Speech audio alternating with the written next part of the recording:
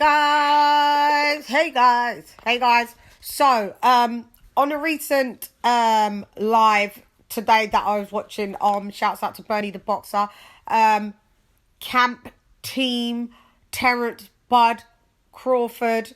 I'd actually spoken to Bernie the Boxer a few months back on another channel, and I thought, should I ask, like, wouldn't it be a thing if Bud goes to 54? And he said, absolutely, something that I said, could he make those dimensions? He said, absolutely. Now, fast forward, have we seen Errol Spence doing his Doctorious? We are. He is. He is Doctorious. He is. Yeah. So, now this is what Bernie the Boxer had to say. Stand by. Okay. Game Bread People says Bud beats CHARLO and Spence by KO. So again, so we're gonna switch that topic, and like I said, we 19 minutes in. I'm gonna give us, I don't know how much time. Let's talk this stuff. I was talking to the kid the other day. We was in the gym. It was what, Saturday, and which is a sparring day. Me, so-called Steve Nelson, a couple other guys. Excuse me. We was just talking about the ongoing things going on in the boxing, and I was telling them about how they changed my words and what he should do, if he should sign with Mayweather's, and all these different opinions about what he should do, which nobody know what he gonna do. You understand? Nobody knows. But he mentioned the fact about fighting CHARLO CASTAñO winner, and I thought that was I think that's a hell of a move. I think as to be a feather in this cap to go up in a weight, but because Bud is a small fighter compared to these guys, so I think it'll be a feather in his cap if he could beat either one of those guys. Castaño's a hell of a fighter, a big fighter, not in terms of height, but in mass. He's a fast hand fighter. He's a come forward fighter, and we know the different things about CHARLO. He has a great 1-2. He's a strong fighter. He got a strong will. He has a good chin. So to go up and even challenge those guys would be a feather in his cap. And the win, be extra feather in his cap. And like I say, to fight the winner will be undisputed, force our mandatory from WBO and move up and fight the winner of that, and which I think is a great move. One monkey don't stop no show. One monkey don't stop no show. And I wouldn't say no, it's true. One monkey don't stop no show, but I think it's 1,000 monkeys like Champside and Phenon and the rest of them that's going on with the narrative about trying to down the fight. The other fella who said he wouldn't know what to offer Bud for the fight. Instead of coming at Bud, y'all ain't talking to Bud. Y'all ain't trying to talk no business. Y'all putting stuff out in the media, people taking sound bites and running off with it like it's the gospel, So again, with all that being said, and everybody talking, they don't know nothing, where we going to go. So I think that, 54 might be good. They saying about PBC, they own all the 54 pounders. True. But, like I say, I think doing business with these guys is definitely economical, beneficial, and it's smart business. But trying to sign with them and, don't sign your soul away. I wouldn't say for us to sign our soul away. Us, like I say, us, yeah. Team Crawford, yeah, that's right. Because when he come, he going to see me, he going to talk to me about it. You understand? I'm going to be with him about it. Yeah, not you, Champside, not you, Fanon, not you, the rest of y'all. Y'all ain't going to be with him. I'm going to be right there with him. You understand? So we, yeah, since he was 7 years old, it's been we, yeah.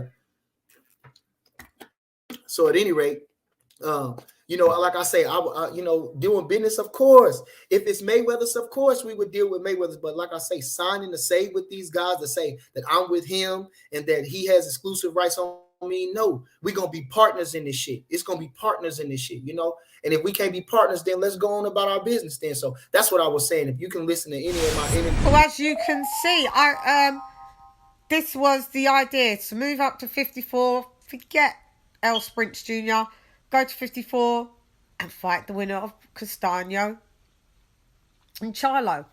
But I did speak to, shouts out to Uncle Coach Ronnie Shields in the building. He thinks it's a better way that Bud signs to BBC. I said, I think it's cool that Bud can go over to the BBC, because then we can stop calling Errol Spence a duck if that fight happens. But do I think it's a good idea for Bud Crawford to sign to the PBC, unless it's like a Canelo thing, like a one-fight deal? Then no. But does that still make the fight possible to happen? Because at 54, PBC hold the bulk of those fighters too. And Castaño and obviously CHARLO are both PBC fighters. Jamal Charlo is looking to move up to 60 when Mal moves to 68. So, say for instance in the rematch, Mel wins the belts. He's gonna want to move to 60, so those belts will get vacated, and then I would assume, you know, it's vacant belts and they're all fragmented, and then once Bud goes up, whoever's collecting them at 54, and Bud would be a belt collector. I know he wants to get undisputed out there, but if Castaño wins, then Castaño's the undisputed 54 champ, and then Bud would want to fight him. It sounds all good and dandy on paper, but I'm just to know the PBC over there, they don't want another. They don't want another fighter of theirs like become an ex-champ like many have thus far, and we've seen it at a rapid rate so far. He's going to be willing to do a one-fight deal with Bud at once he moves up to 54. If they do, it'd be a perfect thing, because you could just scoot right round Errol Spence. But Errol Spence is moving to 54, so therefore he could become a champion at 54 if what I explained, the belts being fragmented, he may be one of the belt collectors or two belt collectors, and there we go. The whole cycle of toxicity begins again, and then, you know, blocking Bud. All they're trying to do is age Bud out, not allowing him to reach his potential, like with Legacy of Undisputed. Same thing with Wilder. He's going to be willing to do a one-fight deal with Bud at once he moves up to 54. If they do, it'd be a perfect thing, because you could just scoot right round Errol Spence. But Errol Spence is moving to 54, so therefore he could become a champion at 54 if what I explained, the belts being fragmented, he may be one of the belt collectors or two belt collectors, and there we go. The whole cycle of toxicity begins again, and then, you know, blocking Bud. All they're trying to do is age Bud out, not allowing him to reach his potential, like with Legacy of Undisputed. Same thing with Wilder. Those tactics over there.